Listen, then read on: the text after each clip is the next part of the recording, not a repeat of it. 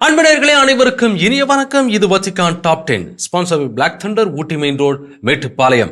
Vatican top 10 நிகழ்ச்சியை ஒளிபரப்ப உதவியவர்கள் Black Thunder, Lucky Falls at Black Thunder, Ooty main road, Mettupalayam.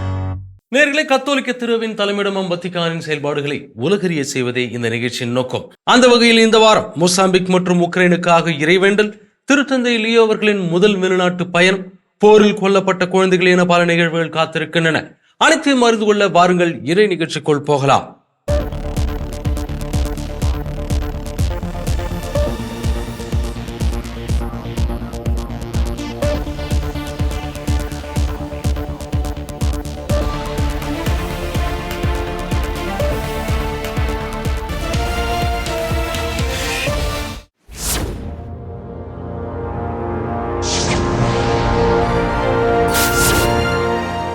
கடந்த வாரம் மூவேலி ஜெபரின் போது வன்முறையால் பாதிக்கப்பட்ட மொசாம்பிக் மற்றும் போரால் தவிக்கும் உக்ரைன் மக்களுக்காக ஜெபிக்கும்படி திருத்தந்தை லியோ அவர்கள் உருக்கமான வேண்டுகோள் விடுத்தார்.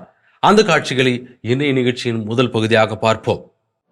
கோடைக்காலம் நீடிக்கும் ஆகஸ்ட் மாத இறுதியில் ரோமையில் வெப்பம் அதிகமாக இருந்த போதிலும் திருத்தந்தை திருத்தூதரக அரண்மனையின் உப்பரிகையில் தோன்றுவதற்கு சில நிமிடங்களுக்கு முன்பு புனித பேதுரு சதுக்கத்தில் ஏராளமான மக்கள் கூடியிருந்தனர். திருத்தந்தை அவர்கள் மரியன்னையின் ஜெபத்தை ஜெபித்த பிறகு பாதுகாப்பின்மை மற்றும் வன்முறையால் பாதிக்கப்பட்டுள்ள மொசாம்பிக் மக்களுக்காக அனைவரையும் ஜெபிக்க அழைத்தார். இந்த சகோதர சகோதரிகளை மறந்துவிட வேண்டாம் என்று நான் உங்களிடம் வேண்டுகோள் வைக்கும் அதே வேளையில் அவர்களுக்காக ஜெபிக்க அழைக்கிறேன். மேலும் அந்த பகுதியில் பாதுகாப்பையும் அமைதியையும் மீட்டெடுப்பதில் அந்நாட்டின் தலைவர்கள் எடுத்து வரும் முயற்சிகள் வெற்றி பெறும் என்று நம்பிக்கை தெரிவிக்கிறேன். இறுதியாக திருத்தந்தை அவர்கள் உக்ரைன் மக்களை குறித்து பேசினார். அப்போது அவர் அப்பகுதியில் அமைதி திரும்ப அழைப்பு விடுத்தார். அந்நாளில் உக்ரைன் நாட்டின் சுதந்திர தினத்தை முன்னிட்டு திருத்தந்தை அவர்கள் ஜெலன்ஸ்கி அவர்களுக்கு கடிதம் ஒன்றை அனுப்பினார். உக்ரைன் நாடு ஒவ்வொரு ஆண்டும் ஆகஸ்ட் மாதம் 24ஆம் நாளன்று தனது தேசிய விடுமுறை நாளை கொண்டாடுகிறது. 34 ஆண்டுகளுக்கு முன்பு 1991ஆம் ஆண்டு இதே நாளில்தான் அது சோவியத் யூனியனிடமிருந்து சுதந்திரம் பெற்றது. போர் மற்றும் அமைதி பேச்சுவார்த்தைகளை சுற்றியுள்ள பதட்டங்களால் குறிக்கப்பட்ட இந்த ஆண்டு விழாவில் அதிபர் ஜெலன்ஸ்கி அவர்கள் பல உலக தலைவர்களிடமிருந்து வாழ்த்துச் செய்திகளை பெற்றுள்ளார். அதில் டொனால்ட் ட்ரம்ப் அவர்களும், ஜி ஜின்பிங் அவர்களும், இங்கிலாந்து அரசர் சார்லஸ் அவர்களும், ஸ்பெயின் மன்னர் மற்றும் திருத்தந்தை 14ஆம் லியோ ஆகியோரும் அடங்குவர். உக்ரைன் நாட்டு நிலங்களை நாசமாக்கும் வன்முறையால் தனது இதயம் உடைந்திருப்பதாக திருத்தந்தை அவர்கள் அக்கடிதத்தில் குறிப்பிட்டிருந்தார். போரில் காயமடைந்தவர்கள், தங்கள் அன்புக்குரியவர்களை இழந்தவர்கள் மற்றும் வீடுகளை இழந்தவர்கள் என போரால் பாதிக்கப்பட்ட அனைவருக்கும் தனது ஜெபங்களை உறுதியளிப்பதாகவும் அவர் கூறியிருந்தார். திருத்தந்தை 14ஆம் லியோ அவர்கள் தனது திருத்தந்தை பணியின் தொடக்கத்திலிருந்தே உக்ரைன் நாட்டில் அமைதி ஏற்பட அழைப்பு விடுத்து வருகிறார். அவர் ஜெலன்ஸ்கி அவர்களை 2 முறை சந்தித்துள்ளார். மேலும் பல சந்தர்ப்பங்களில் பேச்சுவார்த்தைகளுக்கான இடமாக வத்திக்கானை வழங்கியுள்ளார் என்பது குறிப்பிடத்தக்கது.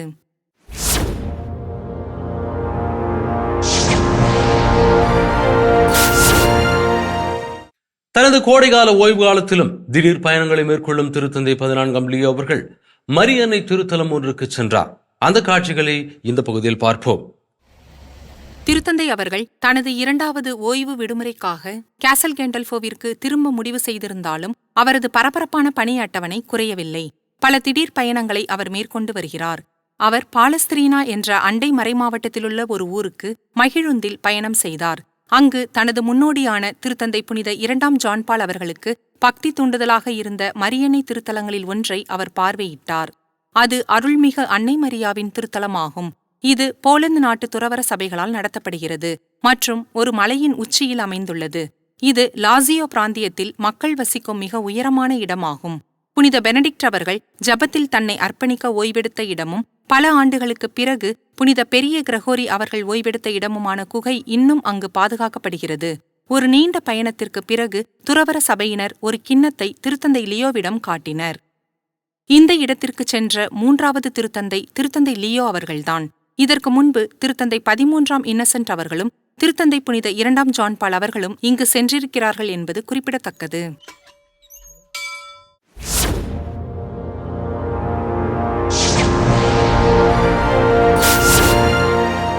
கடந்த வார பொது மறுகல்வி உரையின் போது திருத்தந்தை அவர்கள் மன்னிப்பின் முக்கியத்துவத்தை பற்றி பேசிய வார்த்தைகளை இந்த பகுதியில் காண்போம்.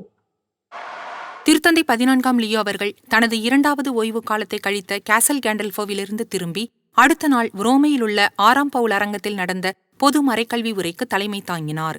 அங்கே ஆயிரக்கணக்கான மக்கள் தங்கள் நாட்டுக் கொடிகளை அசைத்துக் கொண்டிருந்தனர். மேலும் திருமணமான தம்பதியினர் திருத்தந்தையின் ஆசையை பெறுவதற்காக காத்திருந்தனர். மறைக்கல்வி உரையானது நற்செய்தியின் ஒரு நிகழ்வை மையமாக கொண்டிருந்தது. அதை திருத்தந்தை அவர்கள் மக்களின் அன்றாட வாழ்க்கையுடன் தொடர்புபடுத்தி கூறினார். அவர் இயேசுவுக்கும் யூதாசுக்கும் இடையிலான உறவை குறிப்பிட்டு, யூதாஸ் தன்னை காட்டிக் கொடுப்பான் என்று அறிந்திருந்தும் கிறிஸ்து அவனை எப்படி நேசித்தார் என்பதையும் விளக்கினார். எத்தனை உறவுகள் முறிந்து போகின்றன, எத்தனை கதைகள் சிக்கலாகின்றன, எத்தனை வார்த்தைகள் பேசப்படாமலேயே இருக்கின்றன. எல்லாம் சரி செய்ய முடியாத அளவுக்கு சிதைந்துவிட்டதாக தோன்றினாலும் தொடர்ந்து அன்பு செலுத்த ஒரு வழி எப்போதும் இருக்கிறது என்பதை நற்செய்தி நமக்கு காட்டுகிறது. மன்னிப்பது என்பது தீமையை மறுப்பது அன்று, ஆனால் அது மேலும் தீமையை உருவாக்குவதை தடுப்பதாகும். மறைக்கல்வி உரையின் முடிவில் திருத்தந்தை அவர்கள் ஒரு வேண்டுகோளை விடுத்தார். புனித பூமி, உக்ரைன் மற்றும் உலகின் பல பகுதிகளில் நடக்கும் போர்களால் நமது பூமி தொடர்ந்து காயப்பட்டு வருவதால் ஆகஸ்ட் 22ஆம் நாளை உபவாசத்திலும் ஜபத்திலும் அனுசரிக்குமாறு அனைவருக்கும் அழைப்பு விடுக்கிறேன்.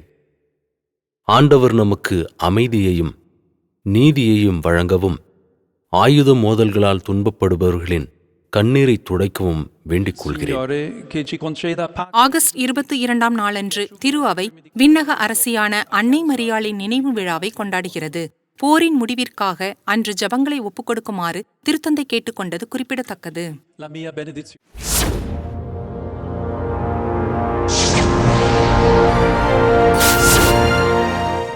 ஆகஸ்ட் 22ஆம் நாளன்று கொண்டாடப்படும் விண்ணக அரசி அன்னை மரியா நினைவு நாளின் வரலாற்று பின்னணி என்ன என்பதை குறித்து இந்த பகுதியில் பார்ப்போம். விண்ணக அரசியான புனித மரியா என்பது அன்னை மரியா மீதான பக்தி முயற்சிகளில் ஒன்றாகும். இதில் மரியா கடவுளின் தாயாக, அனைத்து படைப்புகளின் அரசியாக குறிப்பிடப்படுகிறார். இது ஒரு நம்பிக்கை கோட்பாடு இல்லை என்றாலும் இது ஒரு உண்மையாக கருதப்படுகிறது. விவிலியத்தில் அன்னை மரியா 12 விண்மீன்களால் ஆன கிரீடத்துடன் விண்ணகத்தில் தோன்றுகிறார். பின்னர் எபேசு சங்கத்தில் அரசி என்ற பட்டம் அவருக்கு வழங்கப்பட்டது.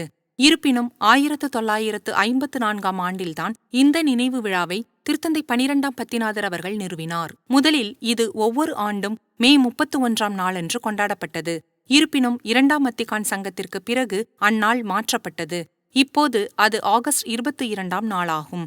திருத்தந்தை 16ஆம் பெனடிக்ட் அவர்கள் 2012ஆம் ஆண்டு கன்னிமரியாவின் இந்த நினைவு விழா பற்றி பேசினார். அதில் அன்னை மரியா பல நூற்றாண்டுகளாக விண்ணகத்தின் அரசியாக அழைக்கப்பட்டு வருகிறார் என்றும் அவரை குறித்த பழங்கால மன்றாட்டுகளின் தாளமும் சால்வே ரெஜினா எனப்படும் ராக்கினியே வாழ்க போன்ற தினசரி ஜபங்களும் புனித கன்னியா மரியாள் விண்ணகத்தின் மகிமையில் தனது மகன் இயேசுவுடன் நமது தாயாக நமது வாழ்வின் அன்றாட நிகழ்வுகளில் எப்போதும் நம்முடன் இருக்கிறார் என்பதை புரிந்து கொள்ள உதவுகின்றன என்றும் கூறினார். அன்னை மரியாவை அமைதியின் அரசியாகவும் குறிப்பிடுகிறது. திருத்தந்தை லியோ அவர்கள் பல நேரங்களில் அவரை நோக்கி ஜெபித்திருக்கிறார்.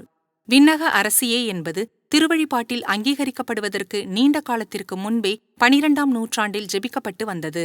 ஆனால் விண்ணக அரசியான புனித மரியா என்ற பட்டம் இன்றும் மிகவும் பொருத்தமானதாகும். அது மரியன்னையை பெண்மைக்கு முன்மாதிரியாக காட்டுகிறது. திரு அவையின் வாழ்வில் பெண்களின் முக்கியத்துவத்தை உணர்த்துகிறது. திரு அவையின் போதனையின் மிக உயர்ந்த மட்டங்களிலும் மரியாளின் மகத்துவம் பதிவு செய்யப்பட்டது. 2ஆம் வத்திக்கான் சங்கத்தின் விளைவாக உருவான ஆவணங்களில் ஒன்றான உலகின் ஒளி என பொருள்படும் லூமன் ஜென்டியம் இதற்கு ஒரு சான்றாகும். மேலும் சரியாக 30 ஆண்டுகளுக்கு முன்பு திருத்தந்தை புனித 2ஆம் ஜான் பால் அவர்கள் பெண்களுக்கென ஒரு கடிதத்தை வெளியிட்டார். அதில் சம உரிமைக்காக தொடர்ந்து போராடுமாறு அவர்களை ஊக்குவித்தார். அதில் அவர் சியன்னாவின் புனித கத்திரின் அம்மாளையும் புனித அவிலா தெரசாவையும் குறிப்பிட்டு அவர்களுக்கு திருத்தந்தை 6ஆம் பவுல் அவர்கள் திரு அவையின் மறைவல்லுநர்கள் என்ற பட்டத்தை வழங்கினார் என்றும் திரு அவையின் எதிர்காலத்தில் 3000ஆவது ஆண்டில் பெண் மேதமையின் புதிய மற்றும் போற்றத்தக்க வெளிப்பாடுகள் நிச்சயமாக இருக்கும் என்றும் குறிப்பிட்டிருந்தார். திரு அவையில் பெண்களுக்கு கன்னிமரியாள் எப்போதும் ஒரு மாதிரியாகவே இருந்து வருகிறார். இறையியல் மட்டத்தில் அவர் ஒருபோதும் பின்தள்ளப்படவில்லை. அவர் புனிதத்துவத்தின் ஒரு அடையாளமாக உயர்த்தப்பட்டிருக்கிறார். அனைத்து கத்தோலிக்கர்களும் அவரை பின்பற்ற வேண்டிய ஒரு உதாரணமாக கருதுகின்றனர் என்பது கவனிக்கத்தக்கது.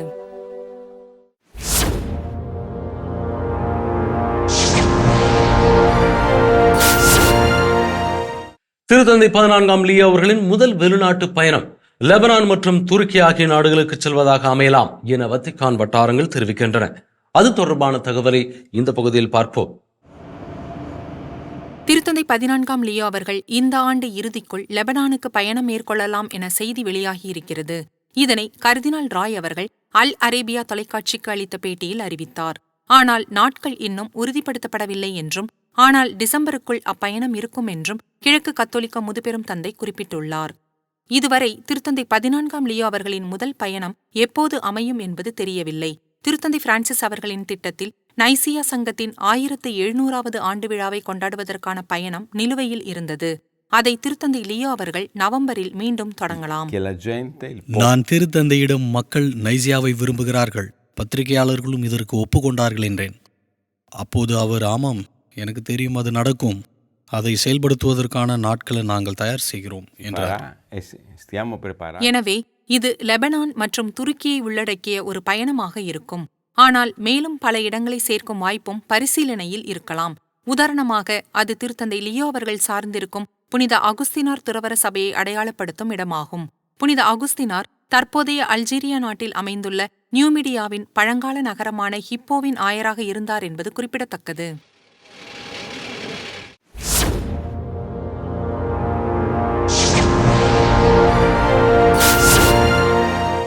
அமெரிக்காவில் அரசியல் தலைவர்களை விட அதிக செல்வாக்கு பெற்றுள்ள திருத்தந்தை 14ஆம் லியோ அவர்கள் அந்நாட்டின் குடியுரிமை மற்றும் வரி விதிப்பு சட்டங்களில் புதிய விவாதத்தை உருவாக்கியிருக்கிறார்.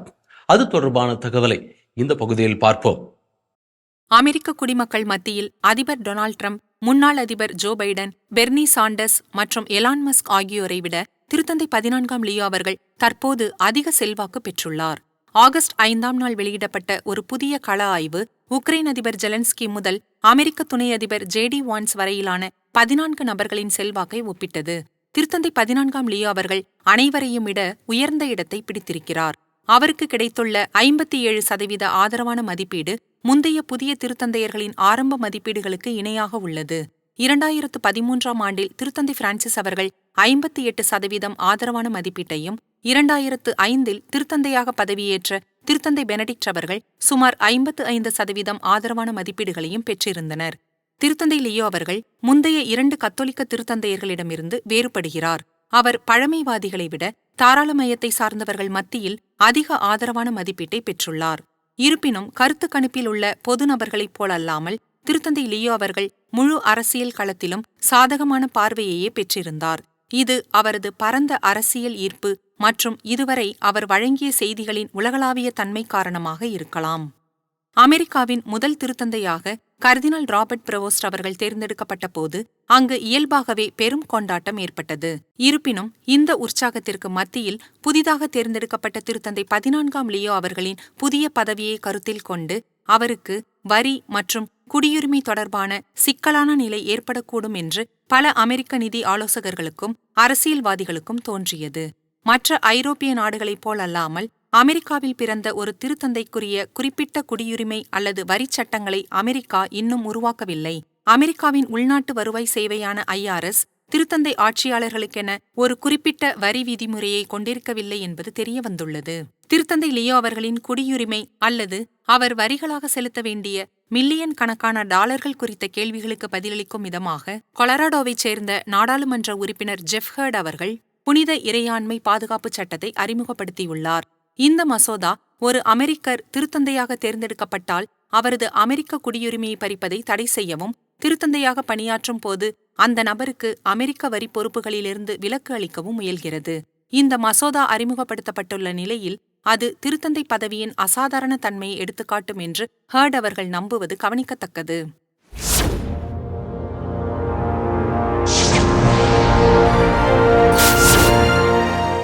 திருத்தந்தை பிரான்சிஸ் அவர்களால் கர்தினாலாக உயர்த்தப்பட்டவரும் ஆயர் மாமன்றத்தில் தனது தியானங்களால் செல்வாக்கு செலுத்தியவருமான பிரித்தானிய இறையலாளர் திமோத்தி ராட்க்ளிஃப் அவர்கள் தனது 80வது பிறந்த நாளை கொண்டாடினார். அந்த தகவலை இந்த பகுதியில் பார்ப்போம். கர்தினால் திமோத்தி ராட்க்ளிஃப் அவர்கள் தனது 80வது வயதை நிறைவு செய்துள்ளார். அவர் திருத்தந்தை பிரான்சிஸ் அவர்கள் இறுதியாக உருவாக்கிய கர்தினால்களில் ஒருவராவார். டிசம்பர் 2024ஆம் ஆண்டில் தனது கடைசி கர்தினால்கள் அவையில் அவர் இதை நிறைவேற்றினார். கர்தினால் ராட்க்ளிஃப் அவர்கள் அப்போது ஏற்கனவே 79 வயதை எட்டியிருந்த காரணத்தால் திருத்தந்தையின் இந்த முடிவு ஒரு பதவி உயர்வு என்பதை விட அவரது பணிக்கான ஒரு அங்கீகாரமாகவே பார்க்கப்படுகிறது. டொமினிக்கன் சபையைச் சேர்ந்த இவர் ஒரு ஆயர் அல்ல, மேலும் அவர் ரோமன் கியூரியாவில் உயர் பதவியையும் வகிக்கவில்லை. மாறாக அவர் 9 ஆண்டுகள் மறையுரையாளர் சபையின் தலைவராக பணியாற்றிய ஒரு துறவி மற்றும் இறையியலாளரும் ஆவார். திருத்தந்தை பிரான்சிஸ் அவர்கள் அவரை ஒரு கர்தினாலாக உருவாக்கிய போது வழிபாட்டு நிகழ்வுகளின் போது தனது டொமினிக்கன் வெள்ளை சபையுடையை அணிந்து கொள்ள அவர் திருத்தந்தையிடம் கேட்டுக்கொண்டார். கடந்த திருத்தந்தையை தேர்ந்தெடுத்த போது அவர் அவ்வாறே காணப்பட்டார். ஆனால் கர்தினால் ராட்கிளிஃப் அவர்கள் புகழ்பெற்றதற்கும் பலராலும் நன்கு அறியப்பட்டதற்கும் முக்கிய காரணம் ஆயர்கள் மாமன்றத்தில் அவர் பங்கேற்ற விதமாகும். 2023 மற்றும் 2024 ஆண்டுகளில் நடைபெற்ற ஆயர்கள் மாமன்ற தியானங்களுக்கு தலைமை தாங்கும் பொறுப்பு இவரிடம்தான் ஒப்படைக்கப்பட்டது. இவரது செல்வாக்கு கவனிக்கப்படாமல் போகாவிட்டாலும் ஆப்பிரிக்க ஆயர்களின் நிலைப்பாடு தொடர்பாக அவரது சில அறிக்கைகள் காரணமாக அவர் பல சிக்கல்களை சந்தித்து வருகிறார் என்பது கவனிக்கத்தக்கது.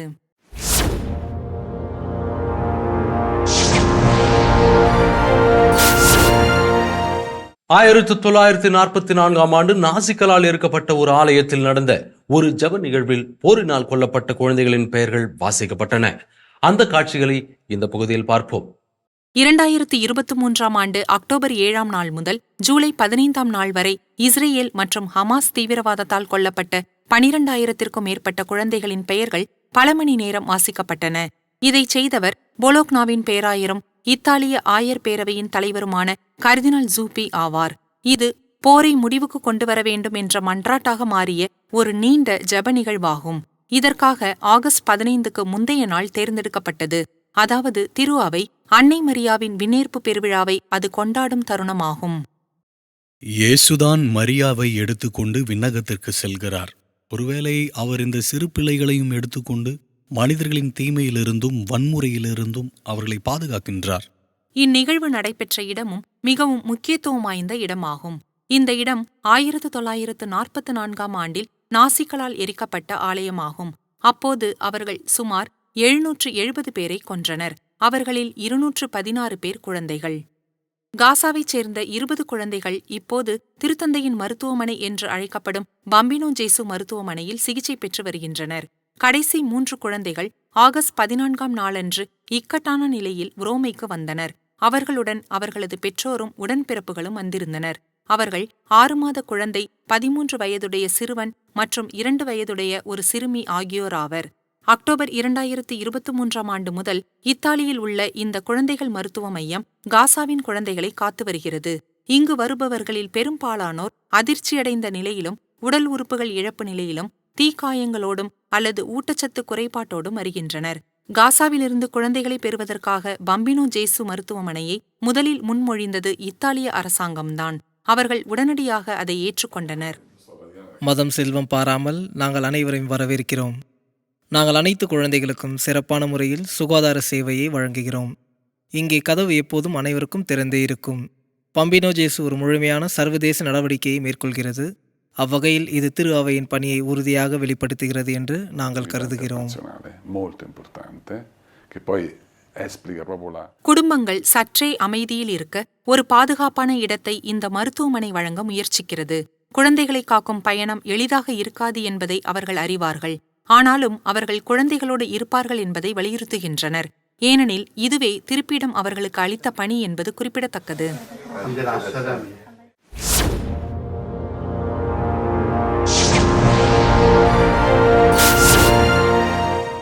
இன்று திருப்பலியில் நாள்தோறும் வழங்கப்படும் நற்கருணை பழக்கத்தை சுமார் 100 ஆண்டுகளுக்கு முன்பு தொடங்கி வைத்தவர் திருத்தந்தை புனித 10ஆம் பத்திநாதர் ஆவார். அவரது சீர்திருத்தங்கள் மற்றும் அவர் திருவையில் ஏற்படுத்திய மாற்றங்கள் குறித்து இந்த பகுதியில் பார்ப்போம். பங்கு தளங்களில் நாள்தோறும் நற்கருணை பெறுவதை மக்கள் காண்கிறார்கள். ஆனால் ஏறக்குறைய 100 ஆண்டுகளுக்கு முன்பு வரை உண்மையில் இது தொடங்கப்படவில்லை. கத்தோலிக்க திரு அவையின் மறைக்கல்வி நூல் எண் 1389 படி இறைமக்கள் ஞாயிற்றுக்கிழமைகளிலும் விழா நாட்களிலும் அல்லது அடிக்கடி, ஏன் ஒவ்வொரு நாளும் கூட நற்கருணை பெறுமாறு திரு அவை பரிந்துரைக்கிறது. நாள்தோறும் நற்கருணை பெறும் சீர்திருத்தத்தை தொடங்கியவர் திருத்தந்தை புனித 10ஆம் பத்திநாதர் ஆவார். அவரது நினைவு விழா ஒவ்வொரு ஆண்டும் ஆகஸ்ட் 21 நாளன்று கொண்டாடப்படுகிறது. திருத்தந்தை 13ஆம் லியோ அவர்களின் மரபுரிமையை பெற்ற திருத்தந்தை 10ஆம் பத்திநாதர் 257வது திருத்தந்தை ஆவார். அவரது திருத்தந்தை பணி 20ஆம் நூற்றாண்டின் முற்பகுதியில் அமைந்திருந்தது. முதல் உலகப் போர் தொடங்குவதற்கு சில வாரங்களுக்கு முன்பு அவர் இறந்தார். நாள்தோறும் நற்கருணை பெறும் வழக்கத்தை அவர் கொண்டு வந்ததோடு குழந்தைகள் சிறுவயதிலேயே தங்கள் முதல் நற்கருணையை பெறவும் அவர் அனுமதித்தார். இதன் பொருள் கிறிஸ்தவ தொடக்கநிலை அருள் அடையாளங்களின் வரிசை மாற்றியமைக்கப்பட்டது என்பதாகும். 7 வயதில் தொடங்கும் குழந்தைகளின் இந்த நற்கருணை பெறுதல் முன்பு திருமுழுக்கு, உறுதி பூசுதல், நற்கருணை என்ற வரிசையை முற்றிலுமாக மாற்றிவிட்டது. பின்பு உறுதி பூசுதல் நற்கருணைக்கு பிறகு வந்தது. அவர் திரு அவையின் மறைக்கல்வி நூலின் ஆய்வையும் ஊக்குவித்தார் மற்றும் திரு அவை சட்டம் தொடர்பான அனைத்து செய்திகளையும் ஒன்றிணைக்கும் பணியை தொடங்கினார். அதன் விளைவாக உருவான சட்டத்தொகுப்பை அவரது வாரிசான திருத்தந்தை 15ஆம் பெனடிக்ட் அவர்கள் பிரகடனப்படுத்தினார். 1954ஆம் ஆண்டில் திருத்தந்தை 12ஆம் பத்திநாதர் அவர்களால் புனிதராக அறிவிக்கப்பட்ட இவரது உடல் வத்திக்கானில் உள்ள புனித பேதுரு பேராலயத்தில் வணக்கத்திற்காக வைக்கப்பட்டுள்ளது குறிப்பிடத்தக்கது.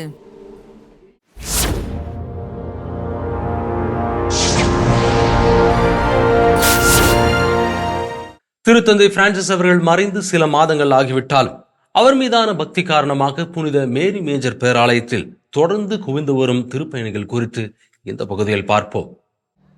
கத்தோலிக்க உலகம் திருத்தந்தை பிரான்சிஸ் அவர்களின் இறப்பு என்ற சோகமான செய்தியை கேட்டு விழித்தெழுந்து பல மாதங்கள் கடந்துவிட்டன. ஆனால் அர்ஜென்டினாவைச் சேர்ந்த அந்த திருத்தந்தை மீதான பக்தி இன்னும் குறையவில்லை. இந்த புனித மேரி மேஜர் பேராலயம் பலருக்கும் தெரிந்தபடி அவருக்கு பிடித்தமான இடங்களில் ஒன்றாகும். உள்ளே ரோமை மக்களின் மீட்பரான அன்னை மரியாவின் திருவுருவம் உள்ளது. அவர் தனது பயணங்களுக்கு முன்னும் பின்னும் எப்போதும் இங்குதான் செல்வார். இந்த பேராலயத்தின் மீதான அவரது பக்திதான் இதை அவரது நித்திய இல்லமாக மாற்றியுள்ளது. அவர் சிறப்பானவர். அவர் மற்ற திருத்தந்தையர்களை விட வேறுபட்டவர். ஆமாம், ஏழைகள் மீதும் இயற்கை மீதும் அவர் அன்பு வைத்திருக்கிறார். அவர் ஒரு அடையாளத்தை ஏற்படுத்தியிருக்கிறார் என்று நான் நினைக்கிறேன். இந்த அன்புதான் பல திருப்பயணிகள் தங்கள் சுற்றுலா பயண திட்டங்களில் திருத்தந்தை அவர்களின் கல்லறையை சேர்க்க தூண்டுகிறது. அவருடைய ஆன்ம இளைப்பாற்றிக்காக ஜெபிப்பது ஒரு சக்தி வாய்ந்த அனுபவமாக இருந்தது. அவரது திருத்தந்தை பணியில் நமது அன்னை மீதான அவரது அர்ப்பணிப்பு மிகவும் தெளிவாக தெரிந்தது. திருத்தந்தையின் மறைவில் ஒரு சோகம் இருக்கிறது. ஆனால் அவர் உயிர்த்தெழுவார் என்ற நம்பிக்கையில் ஒரு மகிழ்ச்சியும் இருக்கிறது. இவரை நமக்கு நினைவிருக்கலாம். திருத்தந்தை பிரான்சிஸ் அவர்களின் ஒவ்வொரு பொது நிகழ்விலும் அவருக்கு மஞ்சள் பூக்களை கொண்டு வருபவர் இந்த பெண்மணிதான். திருத்தந்தை பிரான்சிஸ் அவர்கள் அவருக்கு நன்றி தெரிவித்திருந்தார். அவரது பெயர் கார்மென். திருத்தந்தை பிரான்சிஸ் அவர்கள் அவரை மிகவும் உயர்வாக மதித்தார். முன்னாள் திருத்தந்தை மீது தங்களுக்கு இருந்த அன்பையும் பக்தியையும் தொடர்ந்து காட்டி வரும் நூற்றுக்கணக்கான திருப்பயணிகளில் அவரும் ஒருவர் என்பது குறிப்பிடத்தக்கது.